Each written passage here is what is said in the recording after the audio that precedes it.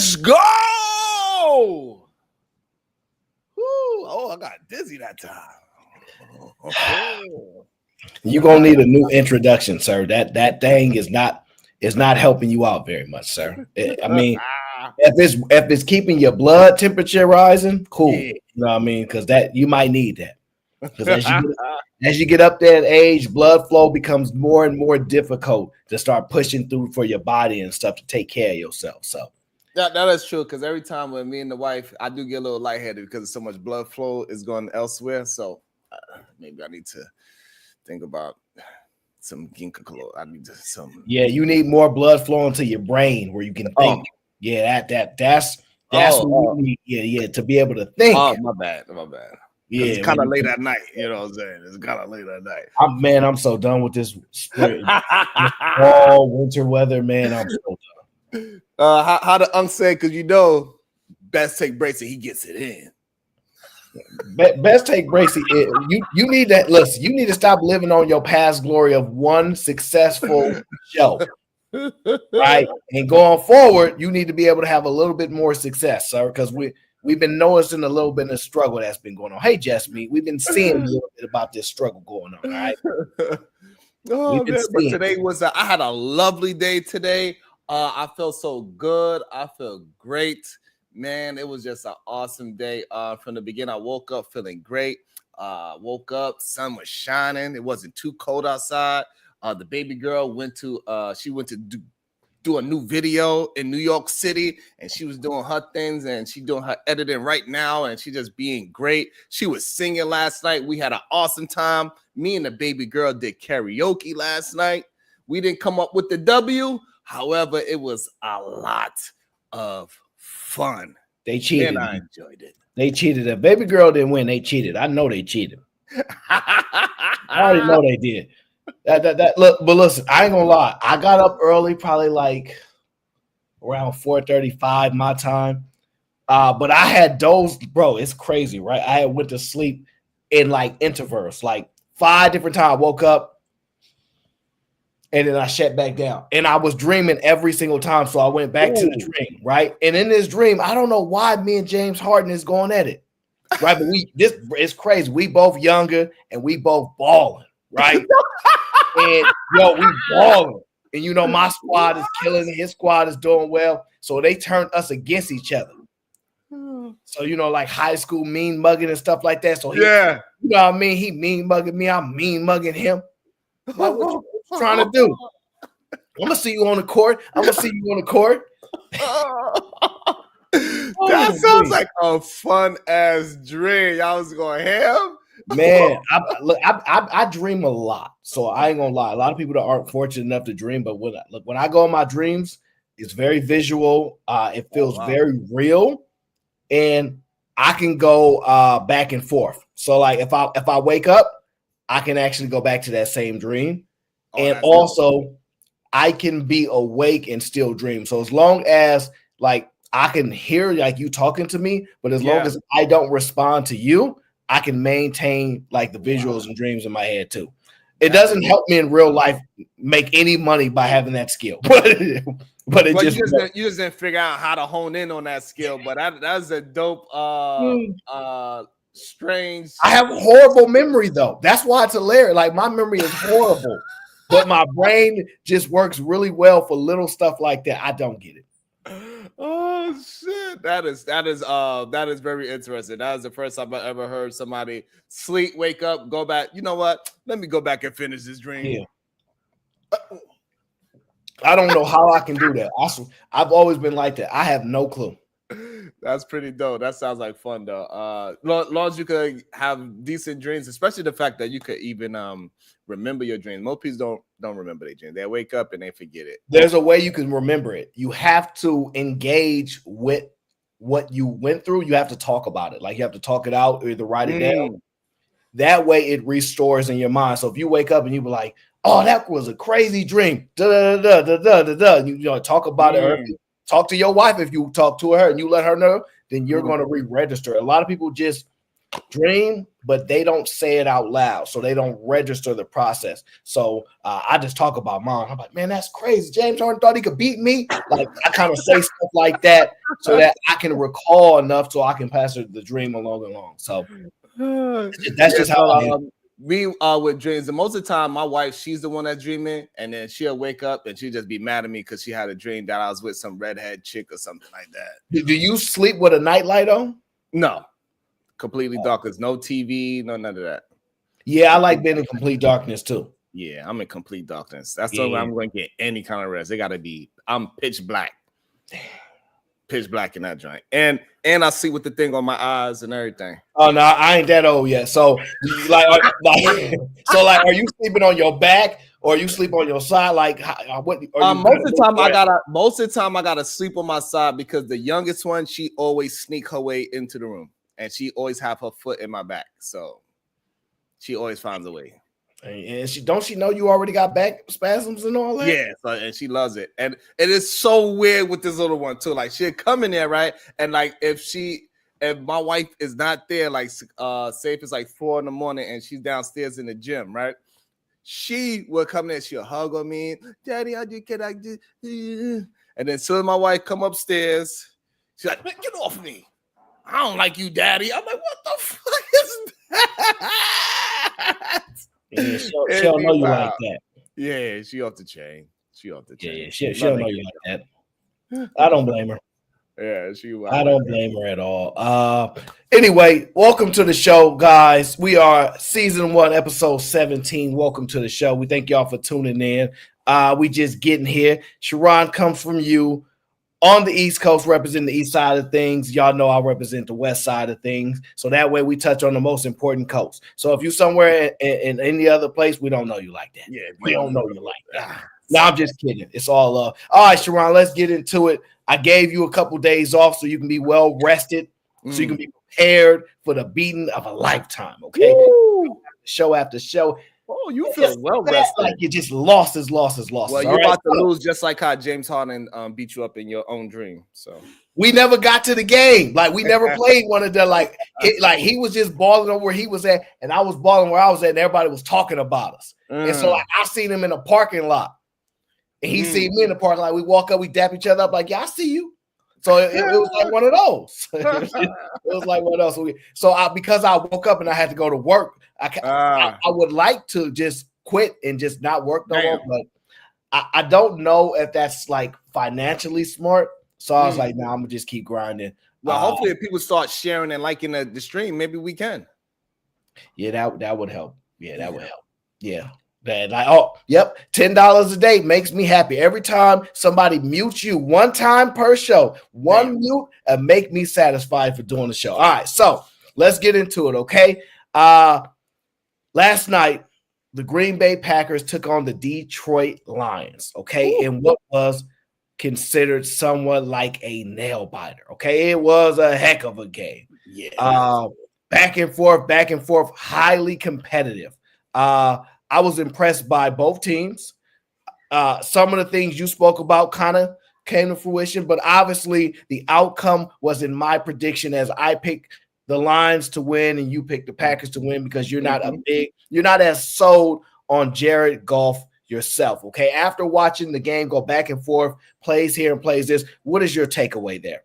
Oh man, I think to be honest, my man, Jordan Love, he played up to the expectations I expect him to play.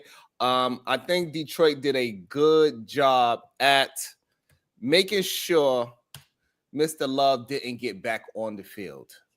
That last minute 4th down and 1, and Jared Goff fell down. Man, I don't know if it was luck or it was just great execution by any means necessary.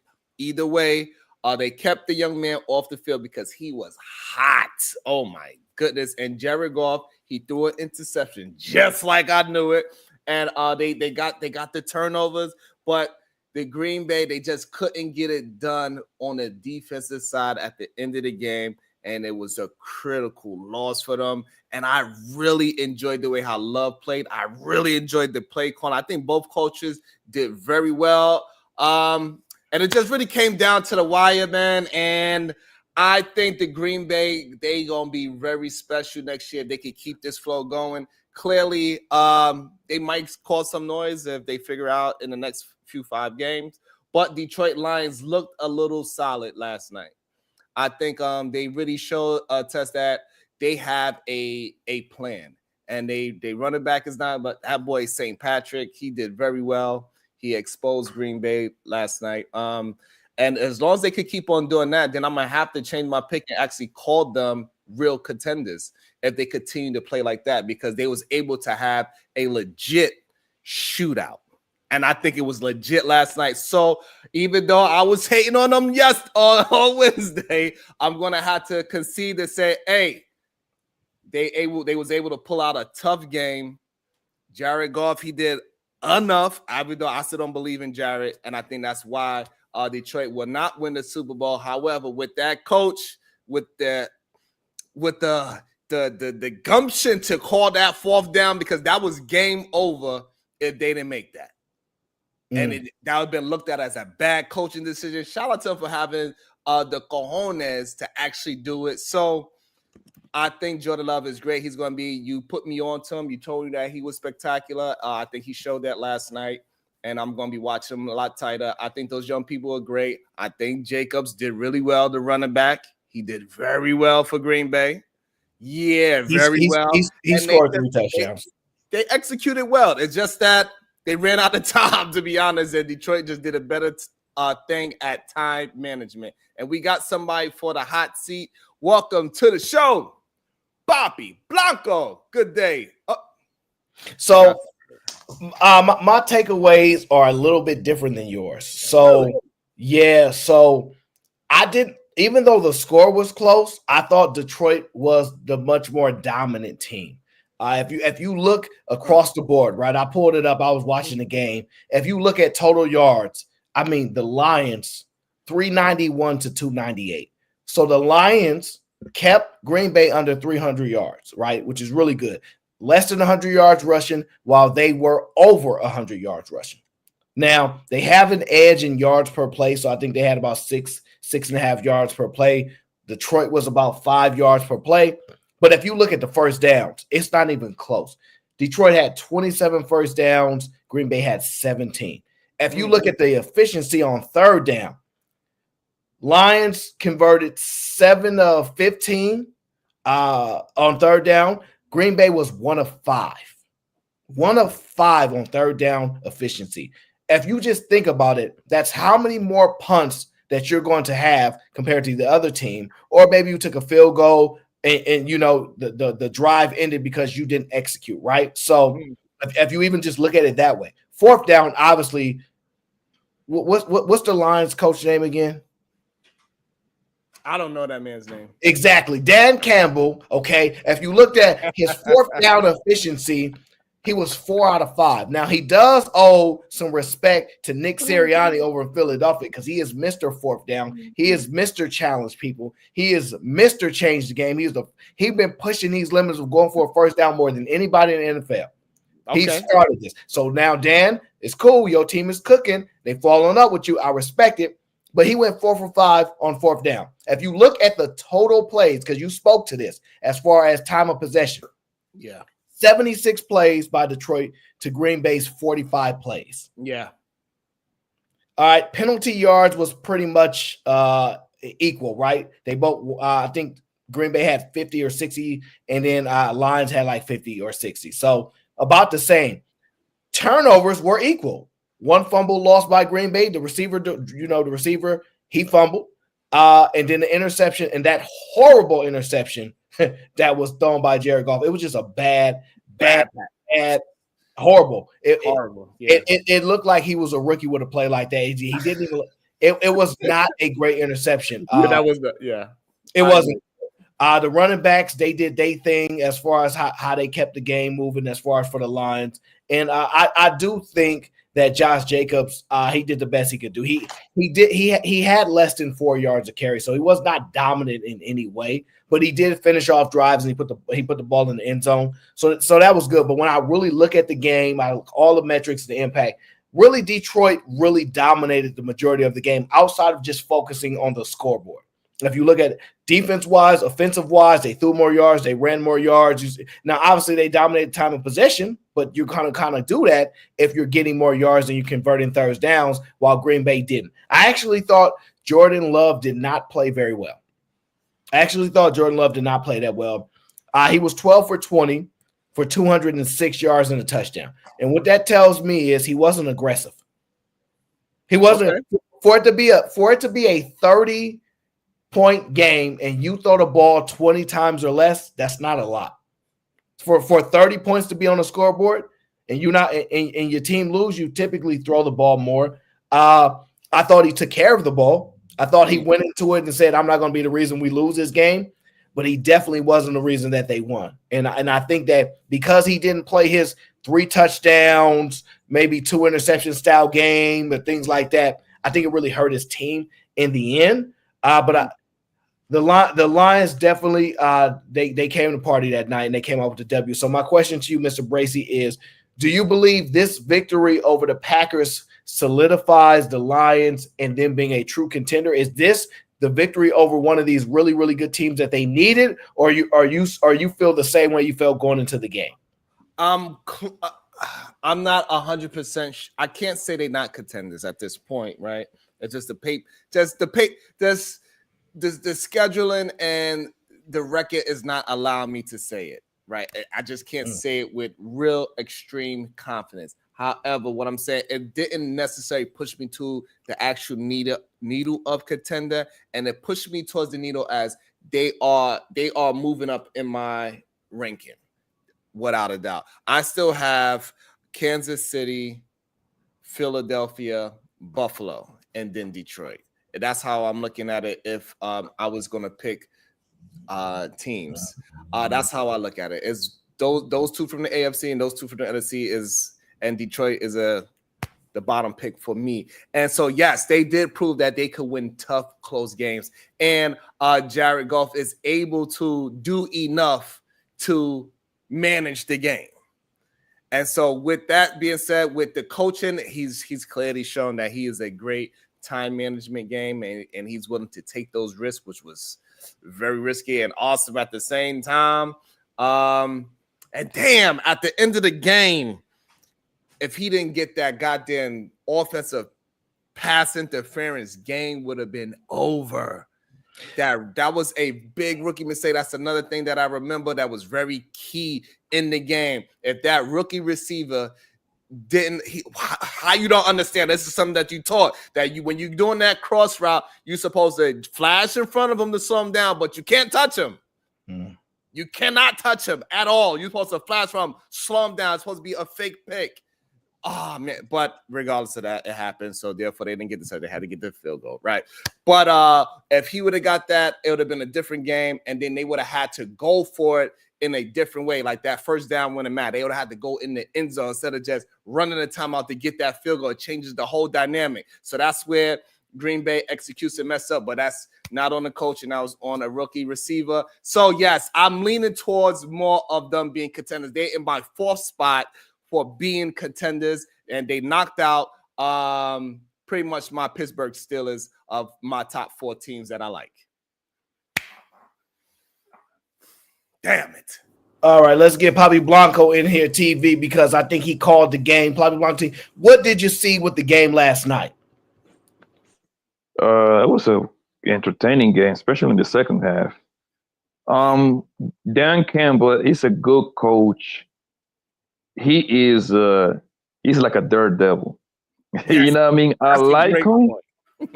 I like him, but usually those kind of coaches, they tend to burn fast. They turn to burn fast, man, because their aggressiveness end up playing against them in the big games. You see what I'm saying? So that 4th down play right there, only him will call it. It's him, and I say Andy Reid. Andy Reid got a whole lot of craziness in him. You see what I'm saying? So he would call that play too.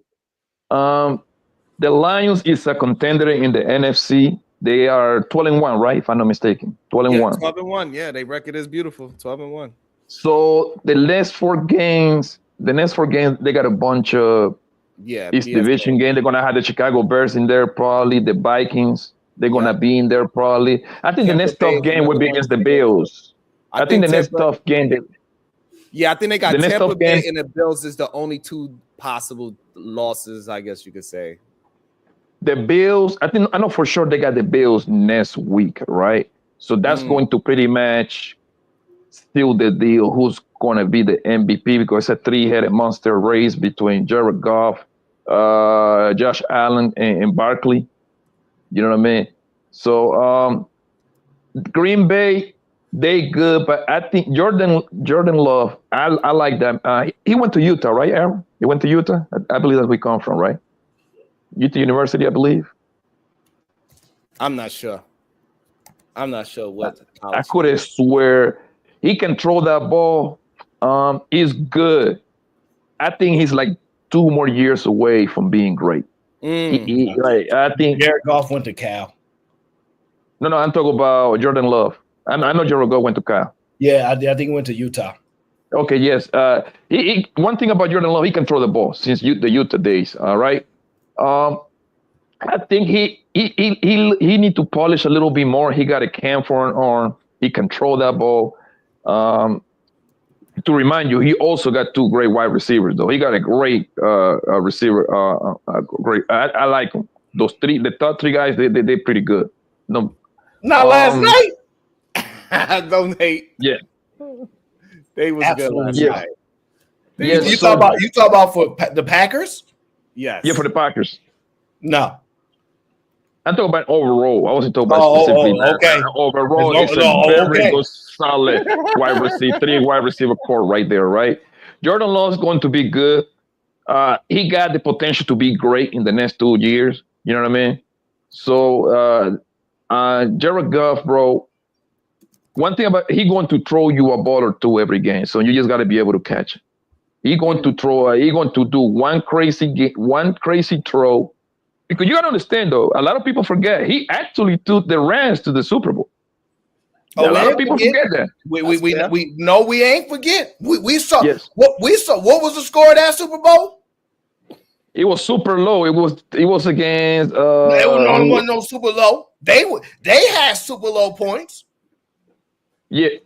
Hold on. It was when he was in St. Louis, right? So, St. Louis, New England. They traded. They traded for. They swapped quarterbacks. Well, Matthew Stafford, yes. I mean, listen. It wasn't a high scoring game, but it was a horrible amount of scoring for the Rams. I'm gonna say that. Yeah. Yes. They scored like 3 points, I believe. They scored 3 points, if I'm not mistaken. They scored 3 points. And I think the Patriots had like 14 or something like that. Like 12. I think they had 12, if I'm not mistaken. 12. No, 14. It was 13. No, it was 13. There you go. It was 13. So one touchdown and 2 field goals. Yeah. It come down to 13. Yes.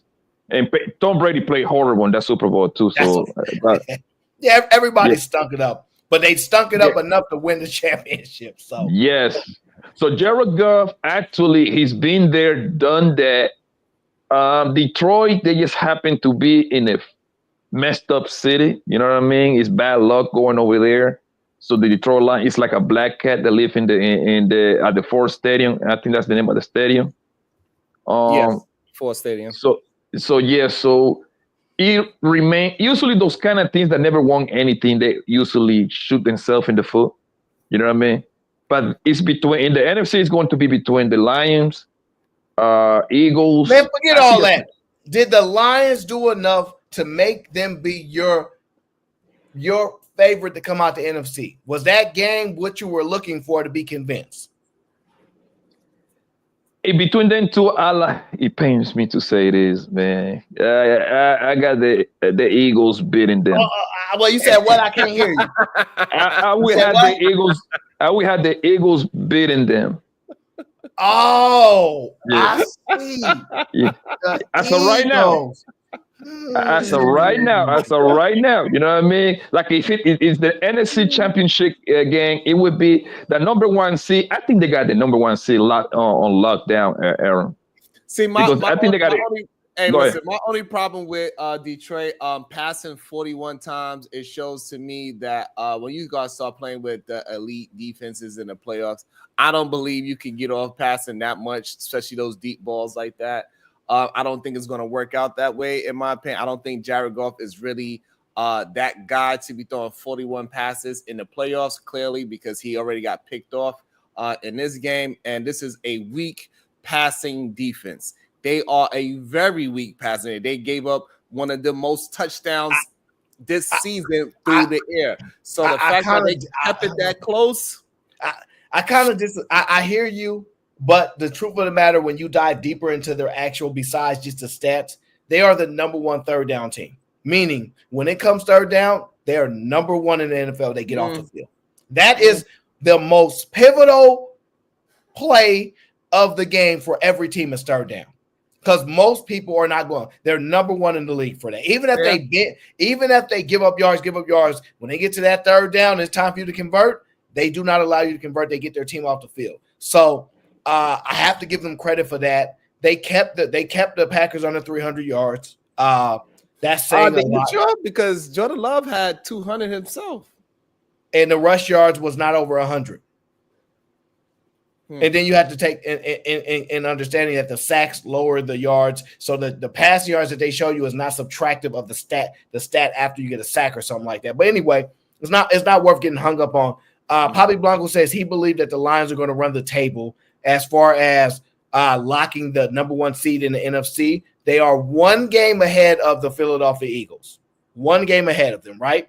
So, and they don't own a tiebreaker, so they're literally one game ahead of them. So let's look at the Lions' schedule to finish the season. The Lions have the Bills next week. If they lose next week, they will have the exact same record as the Eagles. And then they close out with the Lions, the Niners, and then the Vikings. I believe the Niners or the Vikings could steal a game from them. The Niners. The Niners will be playing because they like their division. They're on the cusp of they're on the cusp of possibly getting a wild card. They're not 100% eliminated, I don't think, just yet. But and that game could come down to them possibly getting in or out. So you have to take into consideration. Okay. I don't know if it's a guarantee that they are a lock to finish at top of the NFC. If you look at their closing schedule. Now, if we look at the Eagles' closing schedule, okay? Super easy. Well, I don't know if it's super easy, but I'm going to tell you what the closing out schedule is. Go for Cowboys and the Giants, bro. The easiest schedule this year. Go ahead and say the schedule then. Y'all know the schedule off the top of your head? Or do y'all want me to tell the audience? Y'all got the easiest one. Go ahead, boss. Jesus Christ. Y'all got the Washington Commanders. That's it. All right, so the Eagles close out the season. Currently, they're first in the NFC East. They close out the season with versus the Panthers, versus the Steelers, at Washington Commanders, versus the Cowboys, and then close it out versus the Giants. So, looking at the schedule, who looks more favorable, I believe it's kind of a wash, right? Because if you look at the Vikings are the Commanders for us, right? And then the Steelers are the Bills for us. So we both got two games that are possible. One of those games we're like, hey, okay, we can kind of see you possibly losing that one. And then you got the other games they guaranteed to win, right? So it's how you look at it. But reasonably so, I would say the Eagles' schedule look a little bit more favorable because they have more home games. Because we went on the road a lot early in the year. Wow. Don't coddle those. You got the Giants. You got the Giants and the Cowboys, right? They both going to be tanking, right? Yes. We don't know if they're going to be tanking because the Cowboys didn't won 2 or 3. Yeah, Cowboys. Yes, but they too stupid to tank. But the Giants is definitely tanking. Yeah, we're tanking. We've been tanking for literally this whole year. So trust me. Wait, who is we? Yes, the Giants.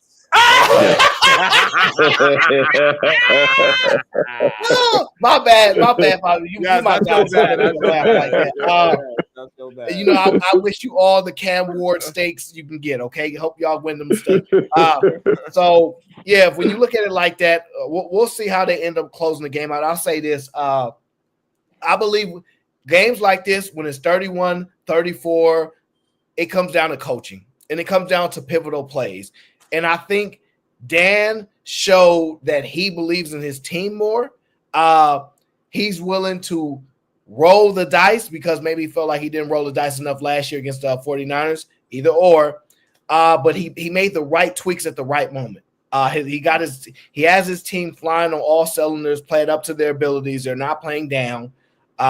So he got a really good squad. So I believe it's going to come down to them and the Eagles. As long as everything continues to play the way that it does, we obviously have to say health and all that. But other than that, it's going to be great. Okay, let's get into the next segment here. We have something very interesting, actually. The NFL has closed the investigation on Deshaun Watson and all his assault cases. They said they did not find sufficient evidence to continue on, and they have closed that particular investigation. Wow. So my question to you, and I'm going to Papi Blanco first. Do you believe that this incident that occurred, remember, this is a kid-friendly show. Do you believe Deshaun Watson, this incident destroyed his career, or do you believe that he's just been injured and he'll come back better than ever? I love Deshaun Watson in Houston, boy. That man was special in Houston, man. Cleveland Brown, that's a great job for quarterbacks over there, bro. It's kind of like, I don't know what's going on over there. I don't know what they're drinking over there. I don't know what they're eating over there. It's a nasty place they haven't have a decent quarterback since when? I know since I've been a grown up, them people is just losers, right? I think the thing is, Cleveland Browns are stuck with Watson because of the contract. They gave him 50 guarantee.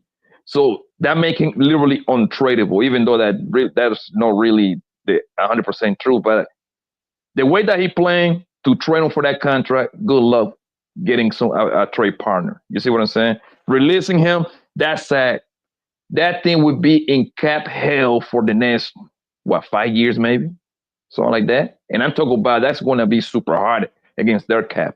They will be handicapped for at least 6-7 years for everything that they gave up plus the money. Mm-hmm. They're going to be literally messed up, right? Yeah, so answer the question.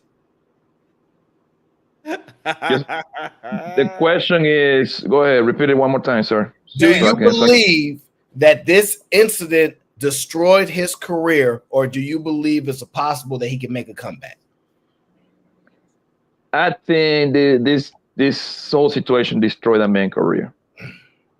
His whole confidence is down. The way he don't walk around with that swagger no more. That man it's sad, bro. It's sad, man. And I love watching Homeboy playing. Yo, I've been watching boy since Clemson days, man. My people went to Clemson. Homeboy was the real deal. He gave Oklahoma the illest 2 runs ever, man. He lost one, he won one. He lost his confidence, bro. I think that thing is over, bro. That's me. Damn. I think also that his career is done. He was never able to repair. I don't think Cleveland is a place that is really planning on building around him. They thought that he was just going to come there and just do exactly what he has done in Texas. They had very high expectations, which is understandable because of the things that he was doing with a team that seemed to be a lesser team on paper. Because on paper, Cleveland Browns, they did have a better looking team paper-wise. But when he got there, maybe it's the coaching, maybe it's the coordinators. I'm not sure what's really going on over there. It did not mesh well with personalities. And I think that he does not fit the system of the Cleveland Browns. And as long as he stays there, his career looks like it is done as being a star franchise style quarterback where they are highlighting him. I think that is a strong possibility that is done. He ain't making it back from that. Wow. That's quite some interesting takes from you too, because you guys are big supporters of the NFL. So I believe this incident definitely put a halt to his career. It's a lot of pressure. He already had one of the most difficult environments to go in, where most quarterbacks don't succeed there. That's not a place where quarterbacks go to succeed. It ain't Chicago bad. It ain't New York Jets bad, but it definitely ain't too far off of that. Okay. But I'll say this. I don't think his career is done. I think we've seen Jameis Winston come back. We've seen Baker Mayfield come back. Wow.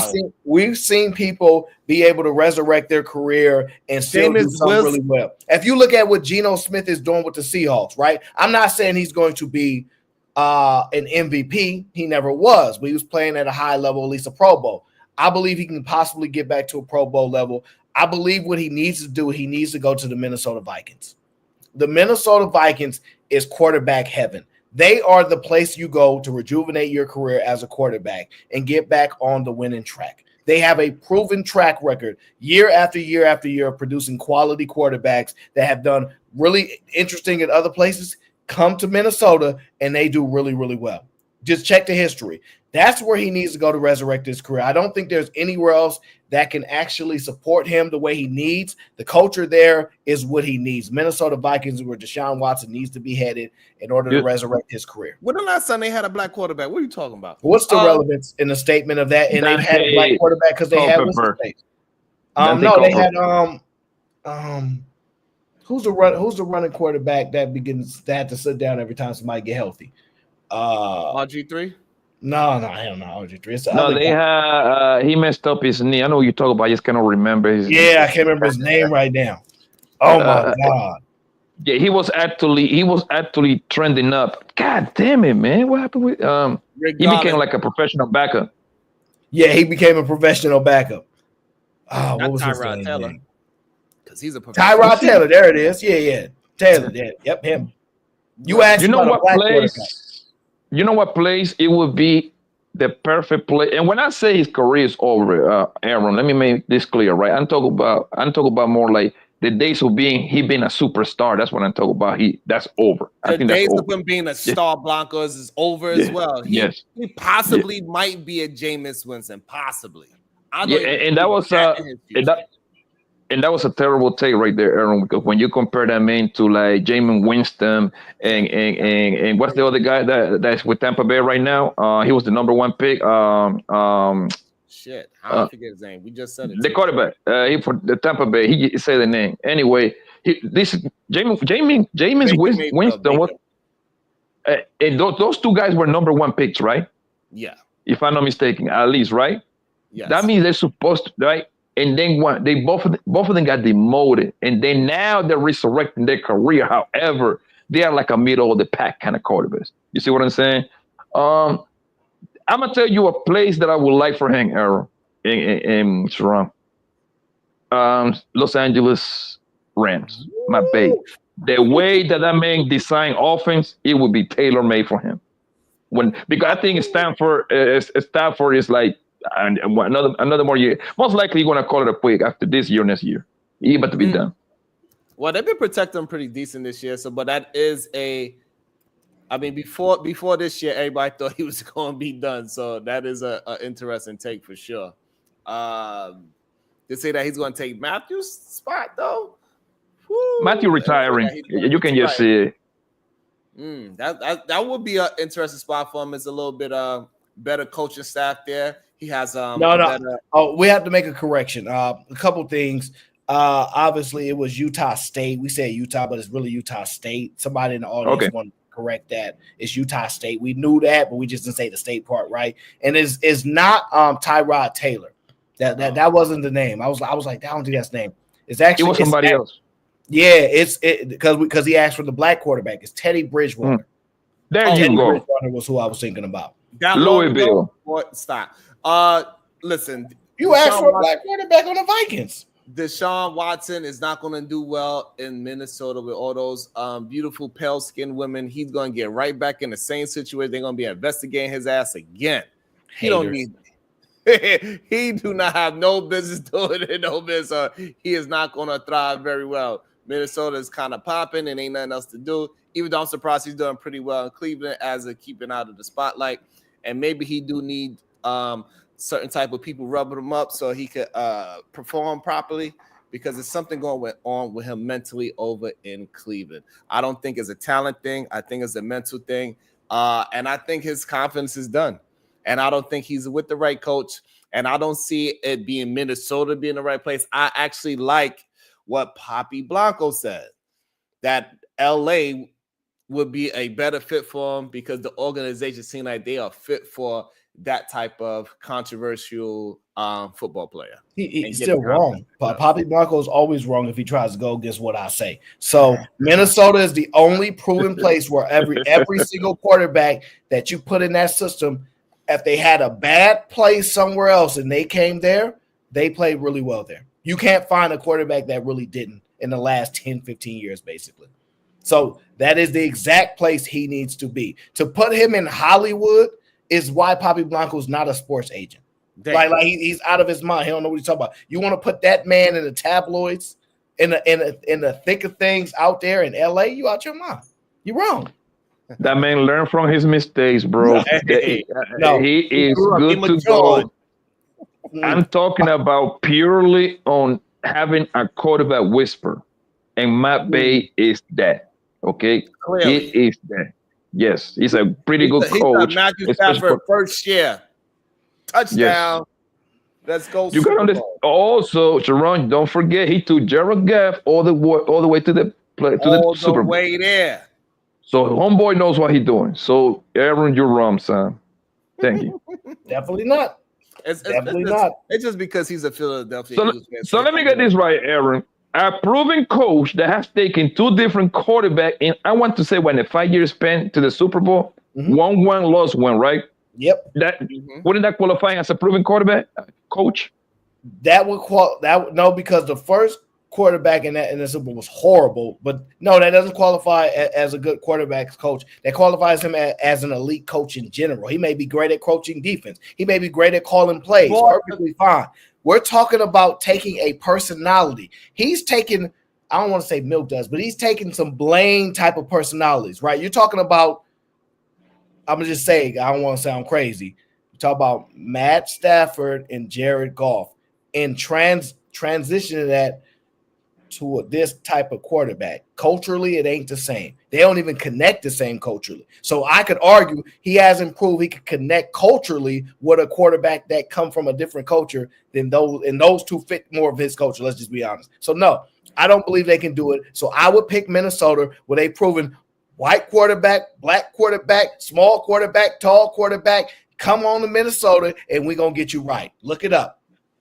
So that's me. Y'all can disagree, but I have more of a proven track record of multiple quarterbacks, more than 2, 3 to 4 to 5 quarterbacks that y'all thought was done. So no, he's talking about 2 quarterbacks that were never really playing that bad ever. So that's not the same. Hey, it's done for him. Even if he was to go all the way over to Minnesota, it's a wrap for him. I don't see him resurrecting. And if he does, shout out to him. If he could get his confidence back, that would be freaking awesome. I just don't see it happening. But shout out to him and shout out to the NFL for hopefully doing the right thing and closing that in the right way. And that wasn't just a politician type of just sweep it under the rug. We waited long enough where people don't care about the story no more. And now we can sleep it under the rug. Hopefully it was actual justice and nothing actually happened. But that's crazy.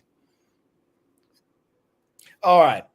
Let's get into a little Bill Belichick. Bill Belichick has been rumbling out there for vacant coaching positions. And it has been suggested that it is a higher probability that Bill Belichick would be a great coach in college. Damn. So my question to you is, can you see Bill Belichick being a really, really good coach in college? And should he take the opportunity to go coach a team in college? What do you see there? What are your thoughts on that? Shit. If he still want to coach, then yeah. So he ain't got nothing else to do with his life. If he still want to coach, he ain't got nothing else to do with his life. And he's just dedicated to not being in the NFL, and he just want to do it don't make sense to me. It don't make no sense because you could get a dope ass job in the NFL. You could pick your poison or what team you want to transform and get back in the winning seat. You could pick your poison probably. There's plenty of decent teams that need of a coach that you could just take the spot. Go ahead and come over to the Jets. God damn it. Absolutely not. Wait. Hold on, wait. Let me make sure I understand what he said. Are you saying coach college? Or are you saying coach the Jets? What are you arguing? Coach the Jets. I don't like the idea of going backwards. I don't like the idea of coaching college, but he will be phenomenal in college, I think, because those kids will absolutely listen to him, knowing his track record and what he has done. They will absolutely listen to him. He'll be awesome. The kids will listen to him much easier for sure. However, I think I wouldn't go backwards. Unless you just want to just give back to the kids and the youth and that type of situation. I don't see myself personally. I'm just putting myself in his shoes. I don't know why, but I wouldn't go backwards. Okay, Bobby Blanco's on you. Aaron, you're saying that he went to coach, and you taking a wild guess that he might want to go coach in college, right? No, I'm saying that's what some of the pundits around the league have been saying, that it's a possibility that he may go to the college area to go and coach, and they're just wondering how he actually fits as a college coach. If he goes, man, first let me answer no. I don't see that man going to coach in college. I just don't see that at all. His style of coaching, he's a dictator. That doesn't translate well in college. Those days are over for the most coaches in college nowadays. Got to be more like be like the guy from Clemson, Devo something. I forgot his last name. Sanders. No, that's the player. No, Dabo. That's the name from Clemson. Dabo something. Dabo Sweeney. That was Sweeney. That you see, he's a players coach. He even be rapping with his players. He be doing dance with his players. And Clemson had a monster run while he was doing all of that. Now they kind of fall off of the grades a little bit, but they're still a pretty great program, right? Mm-hmm. The last dictator was Nick Saban, and because the NIL situation, he probably quit. But he was doing great, right? I don't see that man coaching in college. And let's just assume that he does. I don't think he would do good. So if anything, he need to be in the league. I would love for that man to come to the Giants. That would be the perfect spot. All right, that's enough. Y'all over there begging. It's pathetic watching y'all beg the way y'all beg. Yeah, I've never seen this many niggas on their knees begging. But let me finish. Let me finish, player. Let me finish, fellas, right? He's not going to the Jets. He's not going to the Giants. You know why? Because you want to get the best out of Belichick when he got a super great quarterback, so he can concentrate 80% of the time coaching the defense, because that's what he actually does do the best defense. He's probably the greatest defensive mind that we ever seen, if not top 3.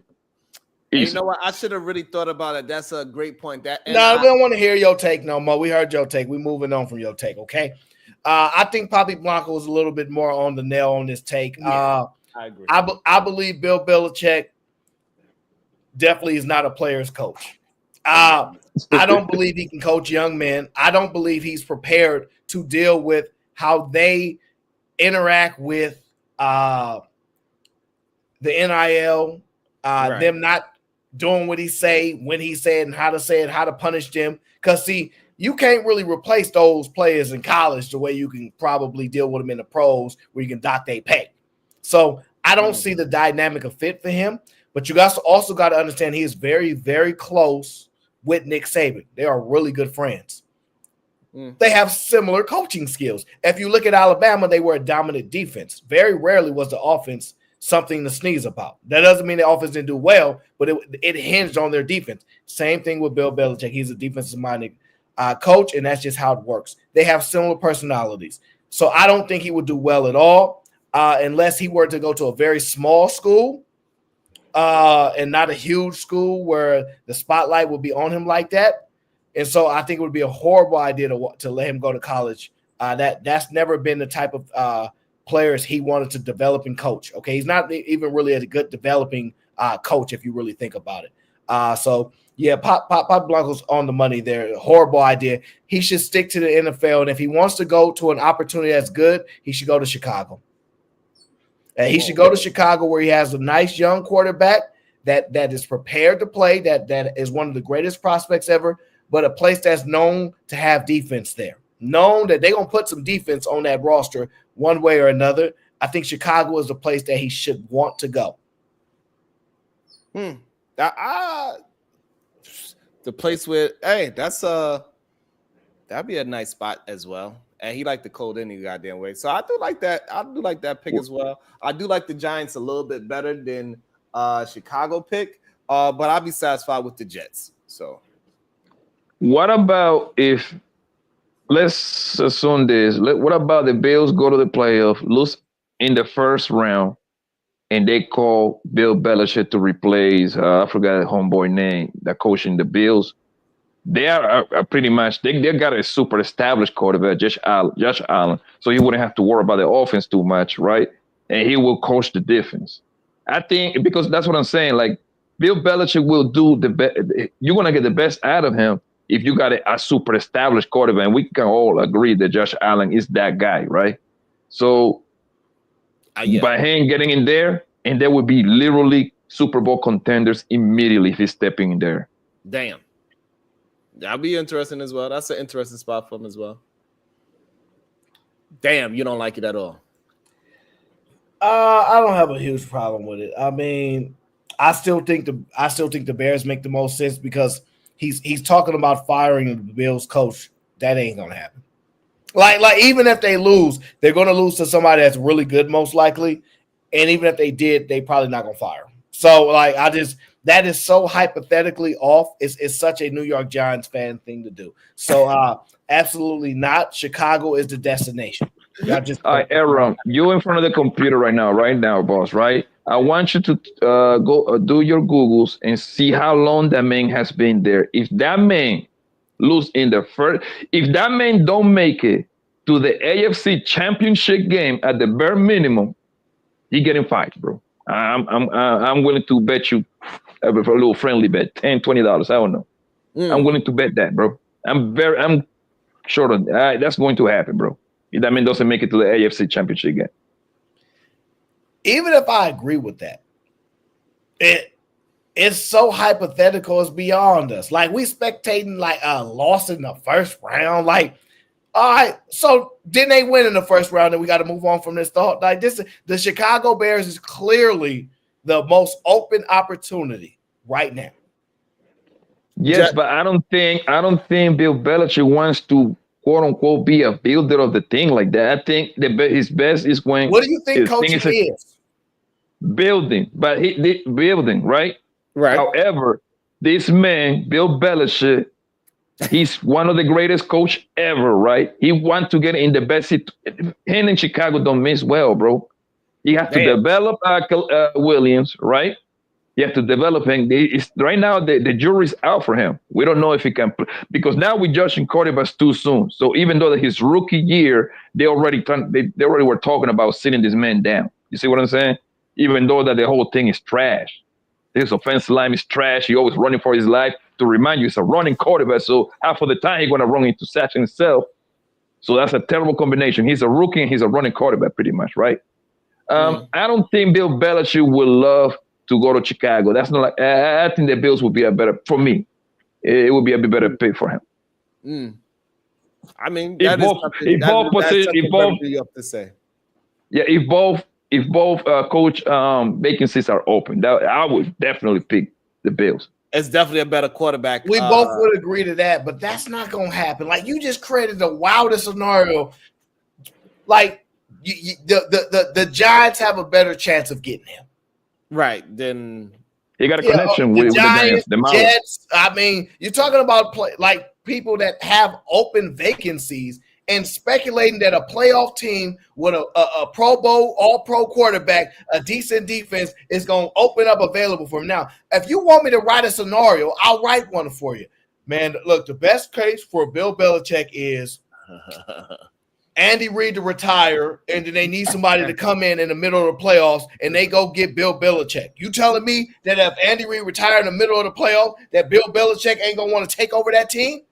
Come on now, your scenario is so wild that I just can't wrap my head around it. We'll see. If the Bills don't make it to the AFC Championship game, homeboy getting fired, bro. Damn, he's getting fired. I forgot his name, bro, but he's getting fired. It's an interesting idea. It depends who they play. It depends how the game turns out, I think.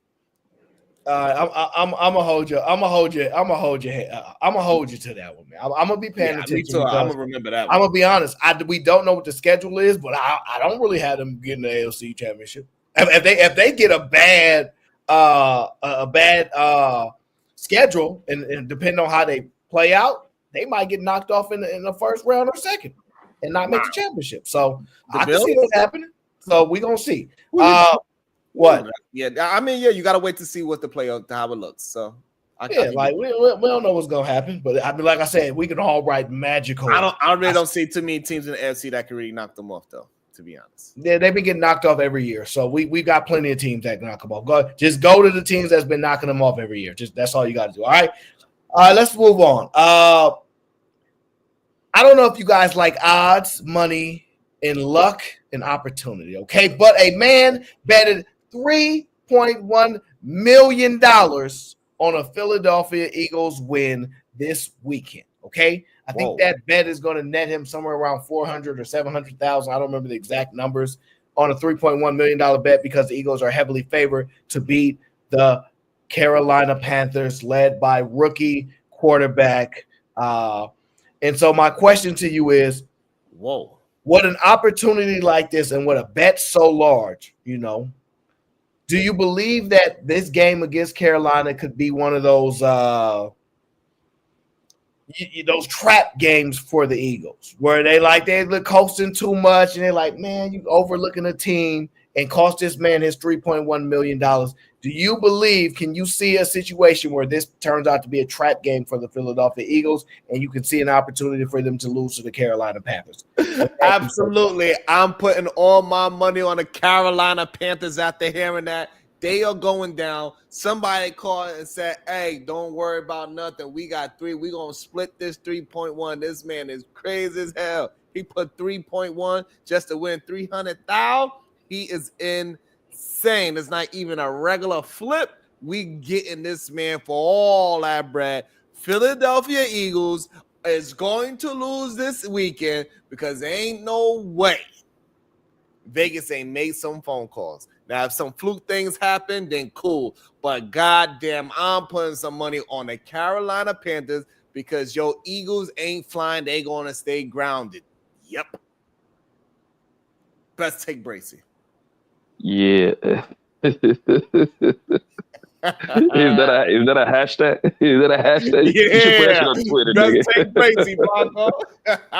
Hey, listen, Vic. Even if the Eagles want to lose, they won't lose this week. Man, this is the perfect weekend for you to get your offense right, to try new plays. You know what I mean? I would have Jalen Hurts, nigga, throw 34 times this game, man. Do new throws, some back shoulder throws, some slants, get your timing right. With AJ, is it AJ Smith? No, AJ something. What's the wide receiver name? AJ what? Brown. AJ Brown, there you go, Mr. Tennessee, right? I don't know why you shake your head, bro. It's kind of hard to keep up with all these names. I just know he come from Tennessee. Great wide receiver. Then there's no way that man's going to win that. What is it if he wins 700,000, he's gonna win that, bro. Did he just bet straight on the game, or it got to be a margin that he got to? Yes. Do you know what's the bet, Aaron? You got to be the game straight. I'm guessing whatever the spread is. I don't know. Let me see if I can get more specifics around 3.1. That's crazy. I'm telling you, they done called Vegas that made the. All right, let's see. It's Kentucky Plays beat at Circus Sports at -700 the odds. That means the bettor is waging $700 to win $100 in this case. $442,000. So I guess whatever minus the 700 odds. I don't know what that means. I'm not a gambler. I don't know. Yeah, that go. That man's gonna. Who the hell put that bet like that? That's some crazy bet. You got the $3.1 million to match him? I got? If I got $3 billion, I would even make that bet. You crazy? No. That's a crazy ass bet. I don't know what's. I mean, I kind of understand it at the same time, because why would you ever think that Philadelphia, the way how they play, is going to lose to Carolina? But to put 3.1 on that, Vegas could easily make a call and say, "Hey,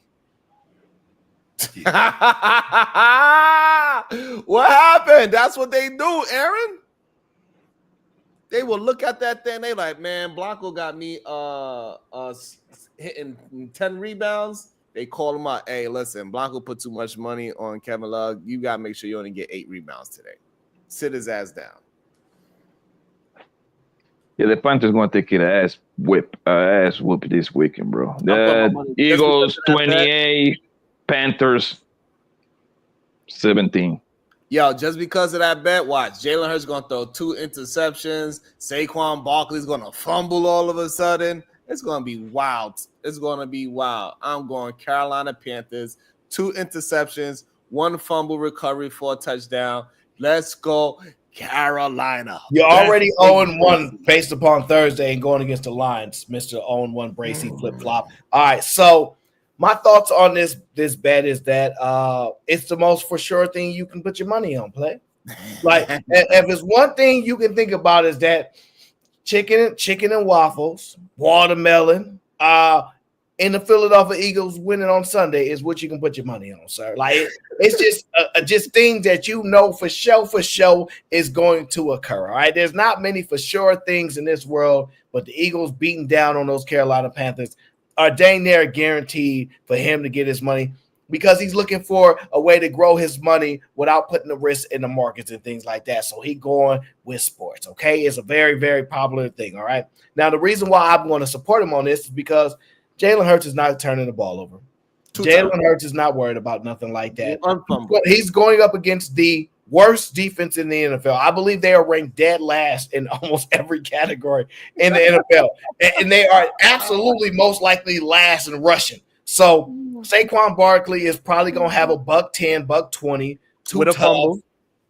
No, he don't fumble very much. That's not his thing. 2 tubs as he goes on to chase down that Eric Dickerson record. It's just a great opportunity for you to basically guarantee your monies in this situation. The Eagles are rolling.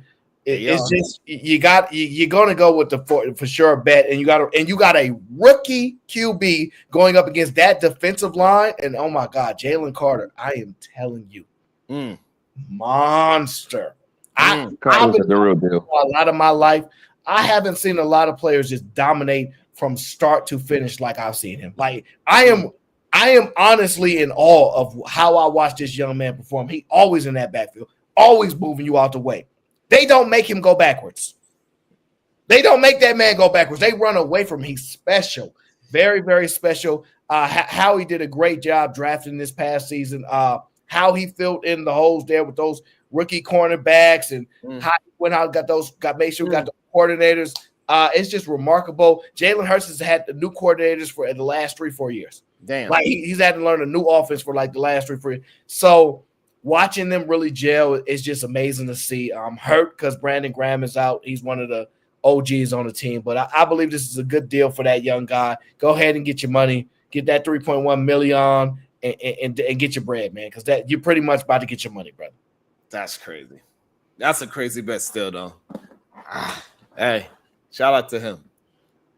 I don't know. He got more cojones than me, that's for sure. All right, so let me see here. Okay, before we get into predictions of the upcoming games this Sunday, we want to cover this topic here. Jason Wilborn, I think, is that his name? I think Jason. Yeah, that's how you pronounce it. Yeah, that's his name. All right. He speculated that the Golden State Warriors need to acquire LeBron James in order for them to go on and win the championship. Okay, he's been in this business for a long time. He has a vision for the sport. He knows what he sees out there. He's projecting that the Golden State Warriors have a high probability of possibly getting LeBron James, something that he believes need to be done. It will possibly put the Warriors over the top to win the championship. So, Poppy Buck, I want your thoughts on: do you think LeBron James to the Warriors would put them in the driver's seat in the Western Conference? Nope. Woo. No. Steve Kerr's system is all predicating ball on players' movement, ball movement, a whole lot of screen running around. LeBron James is, even though that he's still playing at a high level, that's not LeBron James' game. LeBron James' game is he becomes the system wherever he goes. He's the player that controls the tempo of the game, and that's not really predicated how the Warriors play. That's not a good matchup. I would try to call the Suns and see what's going on with KD. KD is familiar with the system, and that actually would put them up there. Wow. Oh my God. Poppy ain't gonna never get a job. Ever. like the stuff that he says is insanity. Like the Lakers moving LeBron is actually reasonable. That they need to eventually have to move off of him and deal with what life is going to be like beyond him. The Suns just got new ownership, and that was the immediate trade he went to go get Kevin. Nobody ain't trading no Kevin Durant. Are you high? Unless he wanted to leave. You know the NBA is a player's coach. If KD made that phone call upstairs, I want to be traded. That's exactly what's going to happen, bro. I'm sorry. They determine where they go. Why wouldn't he have already done that if that's what he wanted? I'm telling you a trade that would make them more. Let me tell you why Poppy Blanco. Man, this is why you need to be fired. LeBron James has said he really wish he played with Steph Curry. That's one thing he regrets. He's actually said, I really wish I would have got to play with Steph. KD don't care about playing with Steph. He don't talk about it. He don't mention it. He don't be like, oh, I miss those guys. Those my bros. All he do is ball. So it make more sense when you follow the game to go, LeBron is getting out of there. The Lakers are known to trade superstars, whether they like it or not, to other teams in order for them. And LeBron would be willing to waive his no trade clause because I believe he might have one this time. He didn't sign one the previous one. I think he does have one this time. He is more than likely to waive his trade clause to go to the Warriors, sir. I don't see it. Man, you ain't got no good takes today, Poppy Blanc. I'm disappointed in you. Okay. You've been hanging with Sharon too much. Goddamn. Bad take Blanco TV. Damn. But I think I really believe if LeBron James was, I don't know, but who would they take? What would they give up? I guess that would be my next question. They could give up. They got that young player. What's his name? Wiggins? Kuminga. Yeah, Kuminga. Oh, yeah, they definitely trying to get Kuminga. But it depends on what they're trying to give up for him. They don't got to give up too much of their bench. I think the way how they looked in the Olympics, they looked really good together. They understood how to play with each other very well. That would be very interesting to be sure. I would like to see how, and Draymond all of a sudden could shoot the 3-ball this year, which is highly interesting. Finally, him over there in that uniform will be crazy for me to see, to be honest, since they went back and forth so many times. I think it'll be interesting. It'll be an interesting hit on his career, saying that he went to so many teams to go get championships. But then again, if he go to this many teams and every team he go to, he get a championship, that's going to make him look so much sweeter. I actually like the idea. It would be awesome to see if it can actually work out. I like the idea. I like LeBron going playing with Steph, or vice versa. But I think it would be great. I think it'd be great for the NBA. It'd be the most talked about thing in the NBA. It would give the NBA some life, and start writing a new story. It's a new team in the West, even though they pretty much is the team in the West. At the same time, they trying to build that story. But with LeBron there, it will solidify the team, put some eyes on the NBA again. To see those two great players go for a championship together will be phenomenal, and I think the NBA actually needs it. Yeah, it's either that or they're gonna have to get homeboy from Milwaukee. That's not happening. So the big freak. Yeah, it's not happening. So I actually agree with you, Sharon. They need a storyline. They need something big because the views are going down, and they will concoct something. They will definitely figure out we're gonna have to put something up. They blocked the Chris Paul trade, so getting something like this would not shock me. You talk about Draymond, Steph, and LeBron, with Buddy Hield as well, giving away a couple young pieces that, Jonathan can be cool. Maybe the other guy, two of those guys, get maybe a first and get LeBron up out of there. And that to me, that would be enough to put them over the top. I don't see nobody beating this year LeBron with this year's Steph. They're great minds put together with that shooting with him, Buddy Hield, and a bunch of solid players that just dedicated to victory. I mean, they would be small at the center position, but I think that team would be so overmatched power-wise, like with the potent shooting that they would have, the coaching, the running ability, just the mindset, the great. I think that would put them over the top because to me, there's no dominant team besides possibly Boston. There is really no dominant team where you can be like, that's guaranteed. Everything else is up in the air. So I 100% believe this will put them over the top. And this would actually put excitement back in the NBA more than we've seen in very, very long time. The only reason I don't think it would happen is because LeBron's son is on the team. I don't know how he feels about not playing with him anymore, although he's already experienced it. He might think it might be a good idea to get away from him and give him an opportunity without being in that area.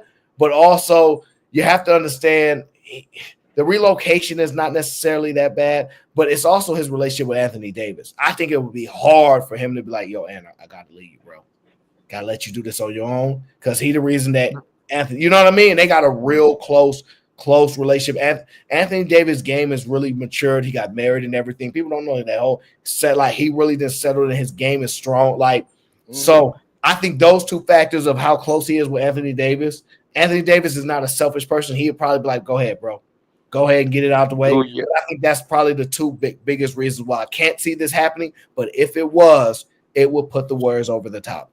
And listen, I would say this: Carmelo and LeBron James was very good friends. They was damn near best friends and all that. And guess what? He still stole two players from Carmelo Anthony. No, I think Chris Paul is more closer to the LeBron than Melo was, but I could be wrong. But I think that's the case. But yeah, and LeBron had nothing to do with that. He's not Le GM. He did not get the J.R. Smith and Iman Shumpert, but they did get they got a ring with him, and Melo couldn't get them a ring, sir. So it is. He made the phone call. He said, "Hey, go ahead and do that thing over there." That's why Melo calls like, "Yo, bro, that's the shit you on. Watch when I see you." What the Lakers made a mistake. Do you think that LeBron at these stages of his career care about trying to win another ring, or he's just going straight off, or he just going straight there? He prioritizes the money first. That money is number one in his list. It's definitely that ring. He cares about. You think he's trying to get another ring? Yeah. No. So I don't think it's money for him at this point because he's going to make money just breathing. Yes. Like, so it's not money, but I don't think it's a ring.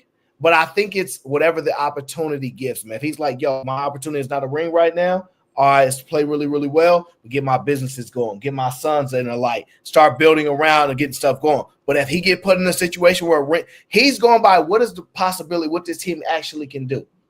And if they can win, he's going to be all locked in on win, win, win. But if he look around and go, we can't win, he look like an idiot focusing all his life on something he don't believe he can achieve. But if he went to the Warriors, he's all the way locked in. He's all the way locked in. This is probably – it would be like a KG, Ray Allen, Paul Pierce type of thing when they got older kind of, type of thing. Yeah.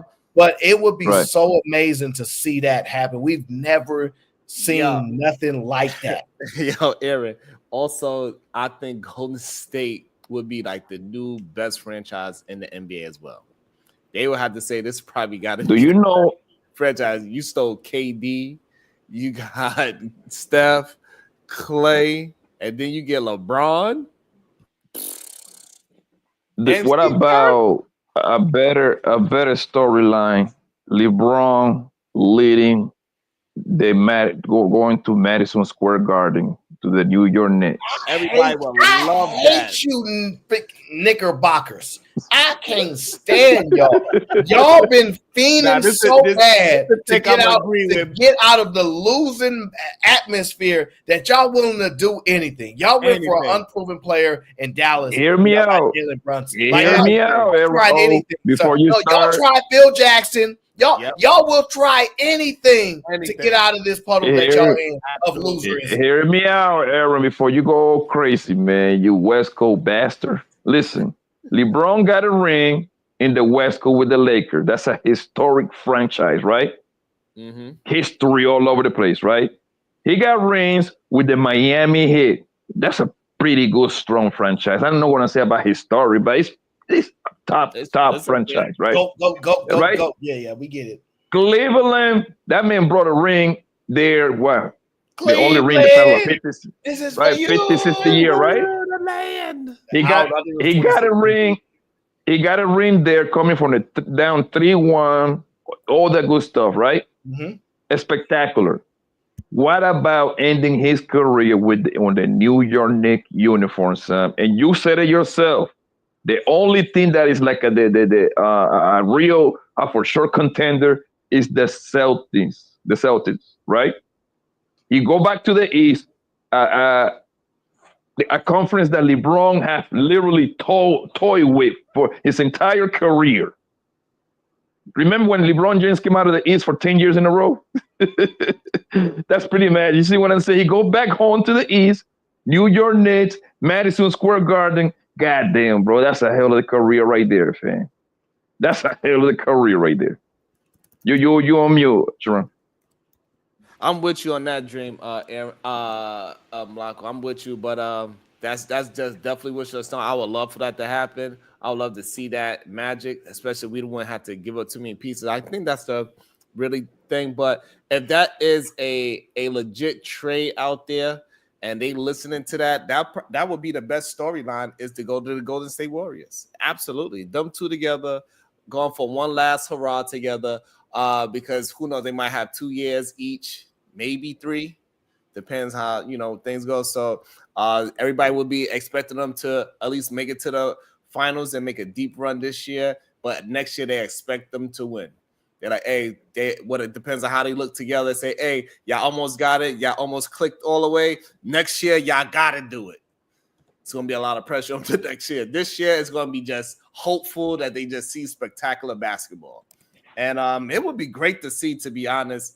I wouldn't really see, like, the only team that could possibly beat them up is Denver, because that boy is just so big in the middle. He's just so huge in the middle, Joker.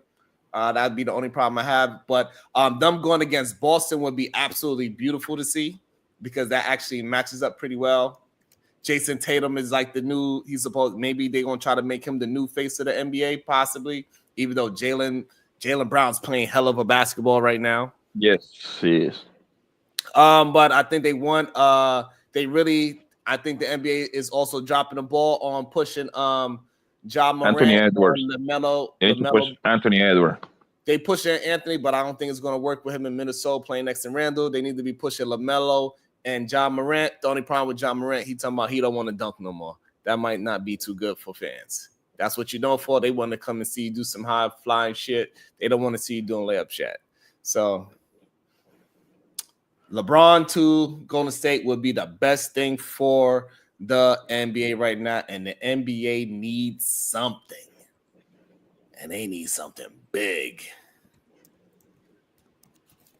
The NFL, they did it with Aaron Rodgers when they was like, they made some noise. He just got injured, so it didn't really.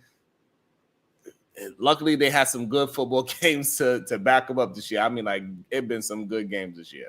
They chose some good games, so they need something bad, especially with Christmas coming. The NBA don't have no storyline whatsoever, no villains, no rivalry, no nothing. They're not even covering how the Hawks be. Hawks is the only team that look like they trying to be rivals with everybody. Ice Trae the only one out there talking shit like, ooh, everybody else is buddy and giving hands and hugs and get the hell out of here. It's time to play. So they need this. It'll be interesting to see. I don't know how I like the idea of him playing in that jersey though, since they went at it so bad. And also, there's going to be a lot of talk about, LeBron always got to go somewhere else to get a ring. That's going to be another talk, but it'd be interesting to have that. Totally immaterial. No, I don't give a damn everywhere you got to go. If you get a ring, you get a ring. Nobody cares where you got it. Nobody. I ain't never. Yeah, you got to get a ring over here. No. Give me these rings, okay? Okay. Now that I'm done dusting y'all off, and obviously people can see my superior sports knowledge compared to YouTube guys. Let's get into this weekend's upcoming predictions, okay? We got some good games this weekend. Nothing that was as fun as the Eagles-Ravens. That was the one. But we got some good games to look at that we're looking forward to this weekend. One of the matchups that we're going to start with is the Atlanta Falcons and the Minnesota Vikings, okay? My question to y'all is this how we're going to do it? The dynamic player to watch. Who is the player for each team that you have a spotlight on that you think that needs to get it going in order for them to be successful? One player from each team. That's the spotlight that we're looking for. So, Sharon Bracey, you tell me which team, who you think is going to win, and who the dynamic spotlight is on for their keys to victory. I like the Minnesota Vikings, and I like they running back Cook. I think he needs to be highlighted. Atlanta been struggling against running backs. Let him cook, no pun intended. Let him do his goddamn thing, and I think they will do well because everybody knows JJ. He's out there, he's dangerous, and he's going to he might play a decent game. I don't think he needs a game right now, unless the coaches see that his confidence is lagging a little bit because he hasn't been spectacular as of late. However, I think they need to focus in on the running back and just destroy Atlanta because Atlanta is on the down. Minnesota is going to win by 8 points. Okay, so I don't know who the heck Cook is. I think don't they have that new running back Cook, James Cook? James Cook played for the Bills. Oh damn. Yeah.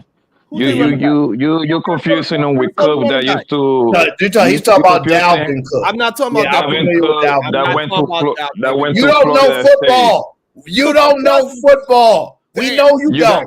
Because the running back over there is the former Packers running back. Because he went over there and then they stole the Raiders.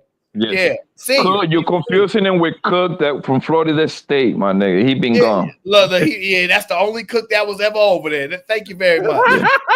You just got cooked up in your own selection process. So you got the Vikings winning, and your player to watch is Cook. I'm gonna write that down. Player Hey, bad take. The super bad. This no, that's your name. Your name Bad Take Blanco. Don't try to get all right, super bad. Now you're getting the better name. Super Bad Take Bracey. So what was the score you had? What was the score? I said they're gonna win. I said Minnesota gonna win by 8 because my man Cook. Let him cook. How many jars is this Cook going to rush?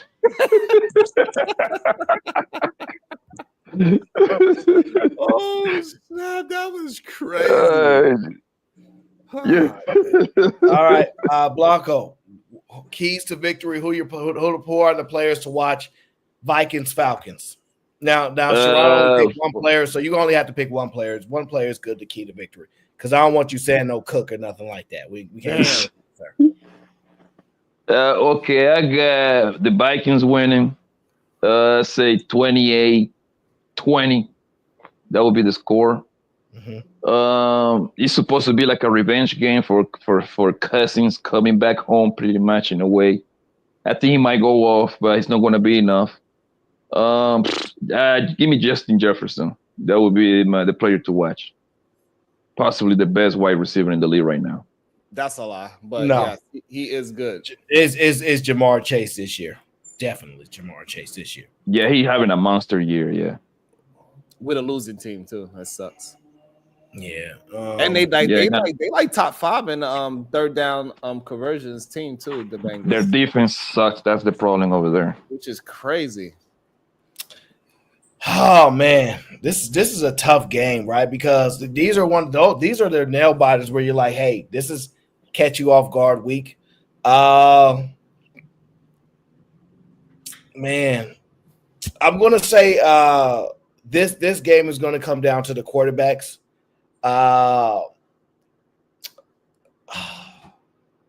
Dang.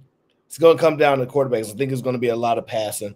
I think it's going to be a pretty fun scoring game. Bijan Robinson is a key player for the Falcons. I don't know if he's going to be close enough in the game to really impact it because they're going to be throwing the ball a lot because these are some pass-heavy teams, yes. especially with the type of game it usually turns out to with these. But I will take the Vikings as well, so we all have a sweep here. I'm going to take the Vikings 30-27. I think it's going to be a close game. Woo, 30. By field goal? Yeah, I think it's going to be a close game because I think these teams kind of match up well with each other. Obviously, the Vikings is clearly having a better season, but they got the type of quarterbacks that can really move the ball downfield if they got it going. They both got some playmakers. You know, got Kyle Pitts over there. If they can really get him the actual ball for once, they got some receivers out there as well. Their running back Robinson is doing well, but it's Minnesota. They always your key player to watch is Daniel Jones.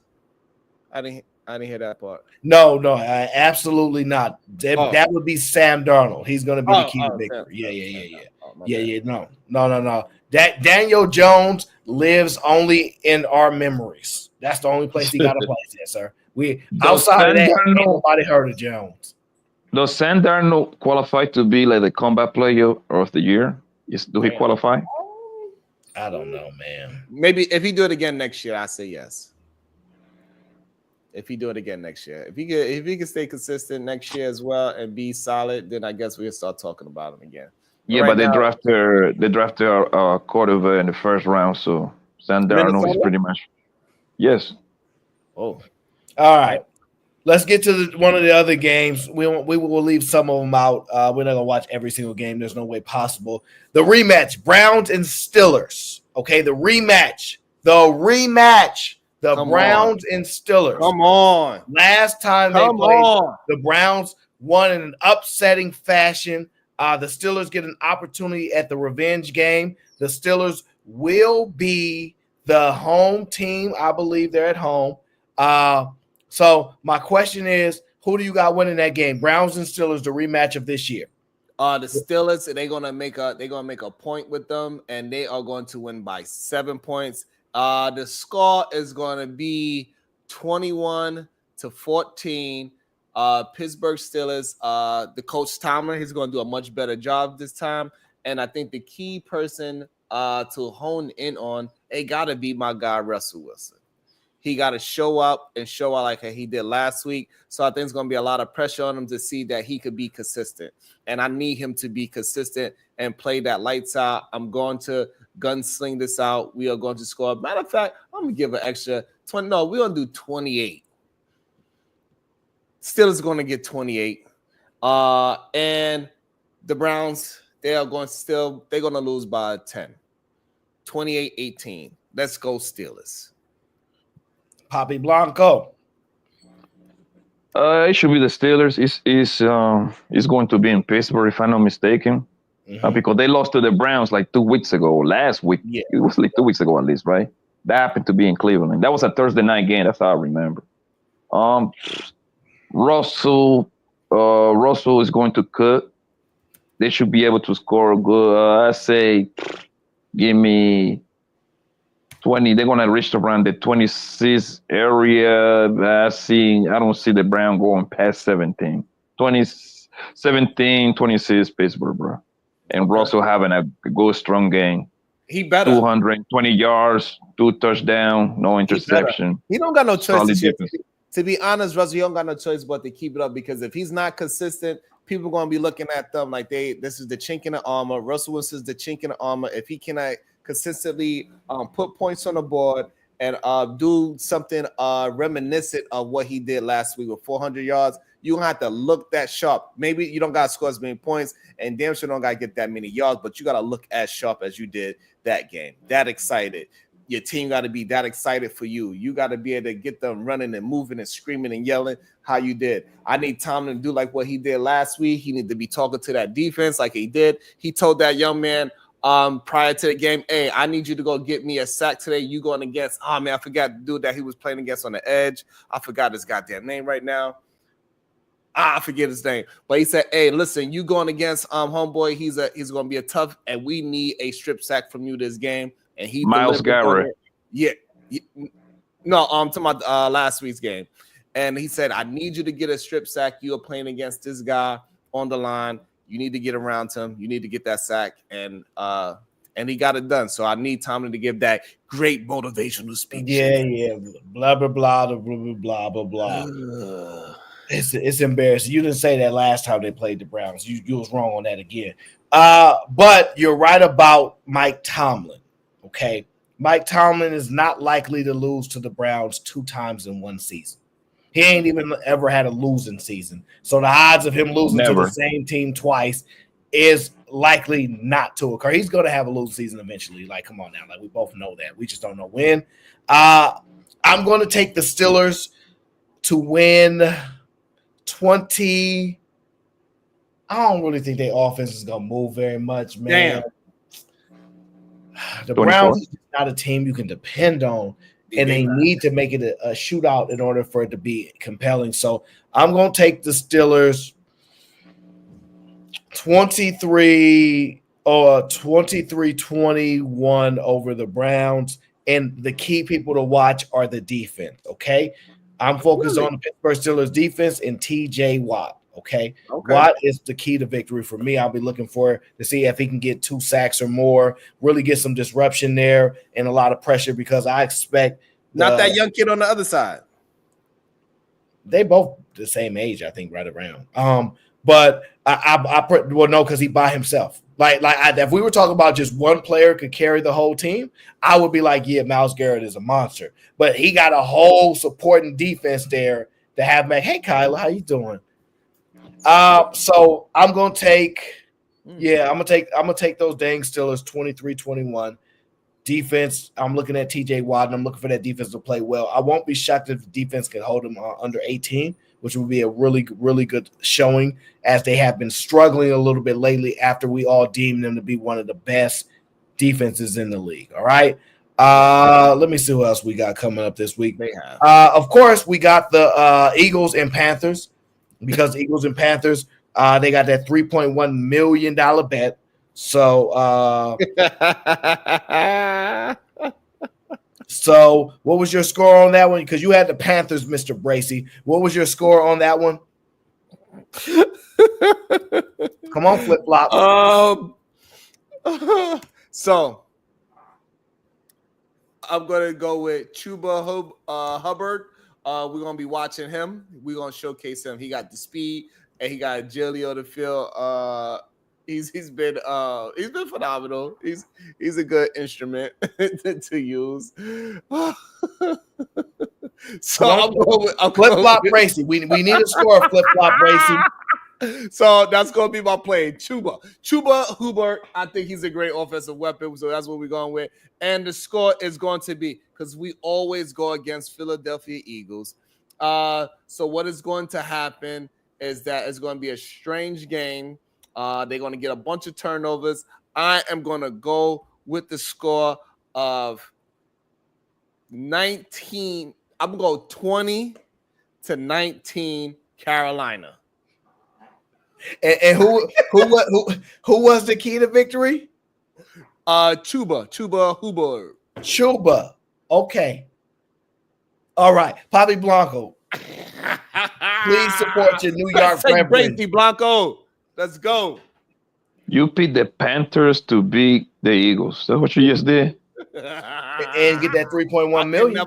I can never go on the Eagles side unless they're going against a team that I need them to beat. Come on, man. I mean, I'm with you with the hail of the Eagles, man, but we got to be realistic too. You know what I mean? I see the Eagles going to put belt to ass to the Panther this weekend, bro. This is belt to ass, okay? It's going to be an ass. This game is perfect for like I said, for your offense to get right. The Panthers probably one of the worst thing in the league. They like battle 5 easy, right? No, they Eagles are the going worst to defense in the league. Jesus Christ, that's even worse. They are the They're worst. going to put up, I say, just to be nice, man, I say 30, man, to like 17, maybe by the Panthers. Yes, 30-17, bro. That's the score. And that's because the Eagles gonna take their foot off the gas by the fourth quarter. They're gonna have who's your impact player? You got to be Jalen Hurts. Jalen Hurts is going to go off this game. 250, 3 touchdowns. Seeing as the Panthers are the worst defense in the league, the very, very worst defense in the league, I'm looking to see if, because we could always go with the Saquons or the Jalen Hurts or the AJ Browns to have a monster game. Well, because that's pretty much a given. I'm going to go with the Eagles defense. Okay, I believe their defense should have a huge show out. I am looking for the rookie cornerback to flash. Either he'll have some good pass deflections or they won't throw the ball his way at all the whole damn game. And that will be his impact, okay? They will be terrified to throw the ball his way, or he's going to get his first interception of the season because they disrespecting the youngin, and it's about his time. It's his time to shine. I will take the Eagles to win 28 to, let's give them 17, because they're going to get those garbage minutes, and and those garbage minutes, the same thing the Baltimore Ravens did, stole a touchdown at the end of the game. That's what they did. And I'm going to take the defense as the team to watch. Okay. Hopefully that rookie gets that interception I've been waiting for all year. I need that interception. I need that interception from him, okay? Let's go to probably the most exciting game, I would say, as far as, well, the second most exciting game, right? Bills and Rams. Bills and Rams. Ooh. I gotta think about that. Bills and Rams. Yeah, I think this is a tough game because I think the Rams are one of those teams that can be really, really good or be really, really bad, and you don't know who you're gonna get this week. But they've been really competitive the last few weeks. They've been competitive. Yeah, so and they're obviously really well coached. Super Bowl champion according to Papi Blanco TV. I don't know. I wasn't there. So what's your thoughts on that? We'll start with Papi Blanco TV. Bills, Rams. Who you got? Who's the impact player? Damn. The Bills is going to be going to win that game. They're on the run. They're on the roll right now. The Bills are on fire. They're clicking. Josh Allen is making a serious push for the MVP trophy award, however you want to call it. I got the Bills winning. Bills 27, Rams 21. Josh Allen the Bills live and die with Josh Allen. Josh Allen is going to be the impact player. 2 touchdowns, throwing for 2 touchdowns. Going to rush for, mark it on your books. He's going to rush for at least 60 yards too. Okay. Book it. I'm gonna take Amari Cooper. I think he needs to have a standout game. I want to watch him. I think he needs to lead the team with some catches and some yardage. I think this is a must for him. I did enjoy what he did last week with the whole he about to get tackled that he pitched to Josh Allen. That was a straight beautiful heads up backyard type of football play with him and Josh Allen. I thought that was fun and entertaining. It was in the snow. It was just fun to see. And I think that kind of fun that they had playing football like that in the snow, doing this kind of backyard football, scoring the amount of points that I think it's gonna build up some more, and they're gonna go ahead and run over the Rams. Score 24-20.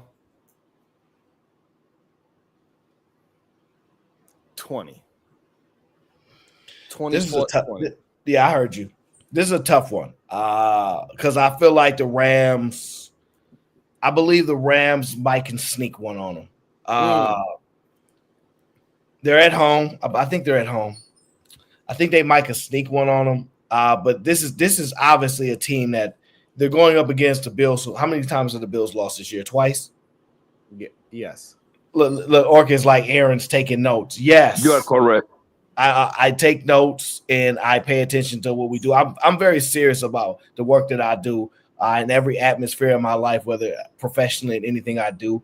In this sports show, I take no difference. I'm obviously the key component because Sharon is dragging the show down. So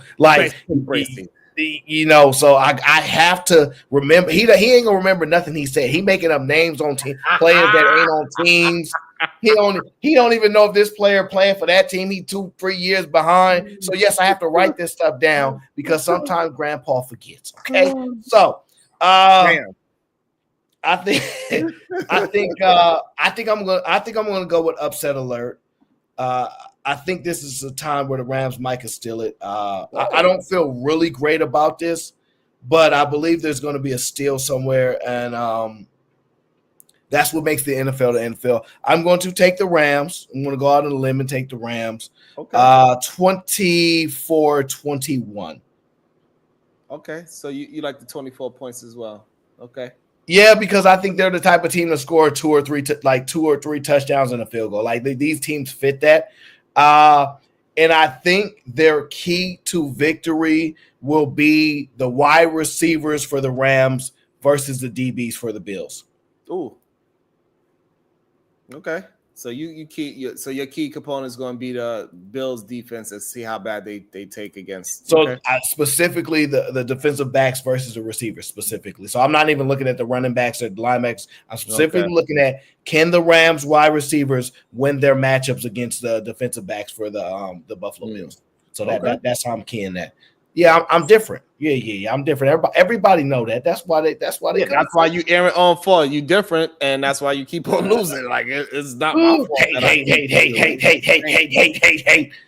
Okay. Let me see. Let's get one more in here. That we can think of. There it is. Chargers taking on the Chiefs. Okay, I think this is one of those games. Chargers, Chiefs, and they both start with a C. Are they division rivals? Let me think about that. No, there's Chargers, Broncos. Yes, they are. Oh, no, they are division division rivals. They play twice. Yeah, well, look, I got to play twice. They play each other twice every year. So, yes, they are. Ooh. AFC West. Wow, this is a tough game right here for me. We'll start with Blanco TV, Dean. You know, because he's the more seasoned guy when it comes to this stuff than us. These division games are real hard to pick, bro, because they are very familiar with each other, and it doesn't matter how bad can one team play and how good the other team is. Those division games always are closer than anything else. It don't matter. The record don't even matter on these games. They got a new boss in Los Angeles, the Chargers. The Harbaugh brother, you know what I mean? It's a new boss in town. I got the what Aaron, can you please tell me, is it in Kansas City or in Los Angeles? Yeah, let me pull it up. It is in Kansas City. Oof, boy. It's December. The Chiefs are literally unbeatable in December under Andy Reid, Patrick Mahomes era. like I remember they posted the records not that long ago. They had like some crazy record, bro, like 20 something and like 2 or 3 something like that in the month of December. I want to go against Kansas City. I just can't do it, bro. I'm a pick. And the Chargers they actually in the playoff, in the wild card pictures right now. If I'm not mistaken, they're number 5 or 6 on the 6, so they actually need the game. But I'm going with Kansas City in a very, very tough game. I'm going to say 24-20 Kansas City. All right, who's the impact player to look at? Or I'm going to for some reason I'm gonna go with Mr. I'm gonna pick Mr. Hunt, Kareem Hunt. Okay. Kareem Hunt. Okay, I know him. Give me a good strong 80 yards rushing. Hard work, 80 yards. Wow. Oh man. I don't know. I've been rocking with the Chiefs all year. No, you haven't. That's been my pick. You picked the Bills against him. Did I win? No, you didn't. You picked the Bills to lose, didn't you? Oh man! And you only did start picking the Bills after they beat your pick, the Chiefs. So, anyways, I ain't gonna make people go back and watch the footage on you. I was there. I think you're absolutely wrong. You said I get lucky. I picked the Bills to beat the Chiefs. Yep. To give them their first loss. That was what I had did. Even though I was real fun, and I'm sorry, I might have to do it again. So you be lying then. Which lie we gonna accept? The one you picked? I've been rocking with the Chiefs all year, and then you like, I did pick the Bills to get them their one loss. Liar. It's not me. It's like I'm a medium. I just get information from it. I just pull it out the sky. That's how come I'm best. Embarrassing. So that's why I have this intuition that this is going to be the close game that they do not escape from. And I am going to give the highlight to Justin Herbert. And I think the Chargers is going to win by 4. Flip-flop, Bracy. The Chargers is going to win by 4. This is going to be one of those games that's going to be really tight. And this is going to be finally the game that the Chiefs do not get that the ball bounces their way. The ball's going to bounce the other way. Justin, he's going to be the key that I'm going to be watching. And I think we need to pay attention to him, how he play, how he respond to when the key situation happened, and if he could capitalize off of it. And so I said they're going to win by 4. So I'm looking at, since it's going to be a tight game, I'm looking at 20-16 Chargers.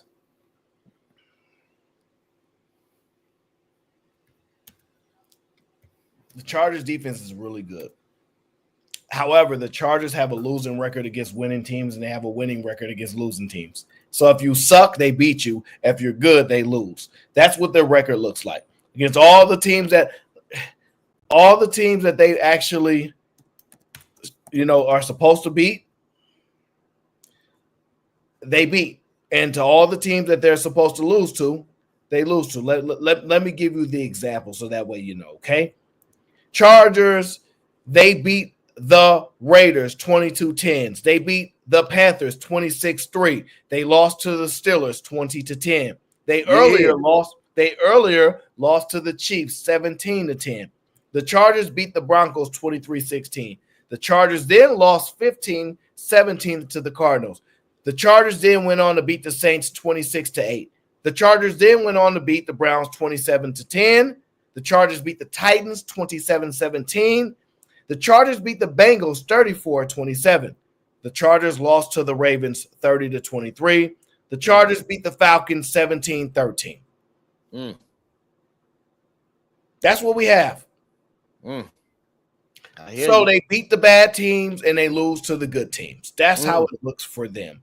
They have a couple decent victories in there, but they haven't knocked off the knockoffs of the knockoffs. So when it comes down to the Chiefs, I believe the Chiefs are going to finally put a game together. Wow. Where you're just like, that looked better this week. That looked a lot bit better. And it's going to be a good matchup. You're going to see Patrick Mahomes. He's going to do his thing. So the highlight is on the Mahomes guy. Just has to be. I believe he's going to go for – finally, he's going to go over the 250-yard passing mark because he hasn't been putting up a lot of pass yards. And I believe he's going to go for 2.5 touchdowns. Woo! The score will be 28-20. I think the Chiefs are going to put up some points this game. It's fair. It's fair. I mean, it's hard to go against what you actually see. Like those are big dogs. I just have a strange ethos fear. You feel the same way I feel about the Rams. Like it's just one of those where you're like, ooh, they got just good enough players that they can get out. and this was a hard pick for me because I do believe this is one of those tough games. But I believe they show up for this one. Okay, hopefully, because they need to show up for some games. Because all these close games, they're making everybody feel like they could beat their ass. So they need to whoop somebody's ass. Damn, it's all good. But they did the same exact thing last year. Last year they were like playing a real tough game because they have been in the past year and a half, right? I mean, all last year and so far this year, they have been winning because of the defense, bro. The defense have really stepped up, and Patrick have done 2-3 plays per game that actually have got them over the top. You see what I'm saying? But the defense is their real MVP for the past 2 years. I already picked the Kansas City. I think they're going to win by 4. That's what I think. But it's going to be the defense is going to make a stand at the end. And that's the reason they're going to win. I like these picks. This is going to be some fun picks to see who actually did good this weekend. We did 4 picks. Yep. I think we should go on 5 now. 3, 4. We did 5. Yeah. 5 picks. There's a couple more games, but I don't think we're going to have time to watch every single game this week. So I picked the games that stood out the most. I'll tell you what other games I can see if they give you some interest here. Let me see here. And I'm just gonna mention them. You can say quickly of who you think gonna win just to throw it out there for fun. But it's not one of our breakdowns. We have the Saints versus the Giants. I'm gonna quickly say I'm gonna take the Saints. Yes, let's go. Keep on tanking, Giants. We gotta get going, baby. I'll take the Saints too. We need Mr. Gabriel from the University of Oregon. We need to pick him. So yes. Go Saints. Yeah, they got Jacksonville and Tennessee. I'm going to take Tennessee because they lost their quarterback for the year. So yeah, that's what it is. Yeah, I think we all agree on that. The New York Jets versus Miami. Let's go Jets. That's a tough one. Let's go Aaron Rodgers. I'm slapped. Yeah, I think just Miami. I don't have no big reason. I don't really care about that much about that game. They not really. Yeah, I pick Miami. I'm gonna just quickly say Miami. Oh, that's a 6 pick. I'm gonna hold you to that Miami too. Las Vegas Raiders versus Tampa. I'm gonna just go with Tampa. I would just go with Tampa. Yeah, Tampa should win that game. Yeah, they should. Yeah, they should. Hey, listen, that's what I'm saying. Seattle versus Arizona. I'm gonna go with. That's actually a pretty decent game. That is actually a good game. That's literally like I think Arizona is 6-6 and Seattle 7-5. Am I right? They just came off a loss, right? Arizona just came off a loss. Arizona lost last game. Yep, because I was hoping that Kyler Murray, because I wanted to be, even though I didn't think they had the better team, I just wanted it to go down to the quarterback. I remember that game distinctly watching, like, God damn it, Kyler. And I think he's going to have his bounce back game. I got Arizona winning. Good too. Gino's looking good right now, too. So shout out to Gino. Arizona should win. Gino is looking good. I'm going to just go with the Seahawks. I feel like they be still in these games. They definitely be stealing games. I feel like they just be still in these games. Sure. And the last one is they flying right under the radar for every game. Yeah, there's 2 more. The one on Sunday and there's a Monday night game. The Niners versus Chicago. I'm gonna go with the Niners. There ain't really much to talk about. Yeah. You know what I mean? Like it's possible. I won't be shocked if Chicago win. I'm definitely going with Chicago since that's your hometown. that hate, get that hate out your heart. Cincinnati and the Dallas Cowboys. I'm going with Cincinnati. Listen, since Dallas do not know how to tank properly, I'm going with Dallas for the win because they can't get out their own way. They stupid. Yeah. Hey, look, man. Oh my God, they'll fumble the ball into the other team, and the other team will get a safety, and they'll win by a safety. Oh man, type of stuff like that, man. Absolutely, they are too stupid, man. Oh man. Oh yeah. Yeah, they will fumble the ball, and then Jerry Jones will recover it. Absolutely. Hey, look, some streaker might run on the field. So the game. Oh man, you just look. Or Jerry Jones might open the dome up and the light might shine in the other player's eyes. He might use that to his advantage on the fourth down and goal, and they win the game with a goal line stance. So actually, he might actually listen to CD Lamb this time. Sad. Well, at least CD Lamb got paid. Prescott got paid. Micah Parsons is the next one. He's like the man out looking in.